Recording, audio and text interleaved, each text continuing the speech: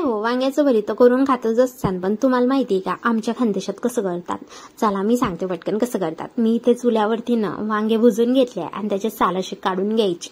ते झालं का लगेच मग इथे मी लसूण आणि मिरच्या टाकायच्या आणि बघा बारीक होईल तेवढं बारीक ठेचा कुटून घ्यायचा आणि तो झाला का लगेच साईडला काढून टाकायचा आणि तिच्यामध्येच ना वांगे आपण जे भुजलेले होते ना ते पण टाकून द्यायचे आणि बघा ते वांग्याला ना व्यवस्थित पाहून घ्यायचं. तिच्यामध्ये ना कधी कधी आडी पण असते बरं का.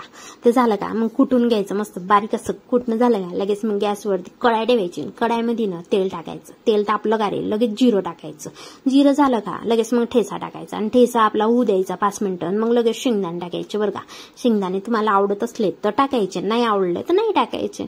तर झालं का लगेच मग मी इथे कांद्याची पात ना धुवून मस्त कापून घेतली होती बघा, त्याला पण तिथे टाकून द्यायची आणि मग तिला पण 5 मिनिटं होऊ द्यायचं. ते झालं का लगेच दीपक मसाला टाकायचा आणि जे आपलं वांग्याचं भरीत असतं ना, भरीत नाही जे वांगे असताना कुटलेले तिच्यामध्येच ना थोडं चवीनुसार मीठ टाकायचं आणि मीठ टाकलं का लगेच मग कढाईमध्ये टाकून द्यायचं ना त्याला. ते झालं का लगेच 5 मिनिटांना लगेच कोथिंबीर टाकायची. झालं का कोथिंबीर टाकणं झाली ना की मग 5 मिनिटं होऊ द्यायचं आणि बघा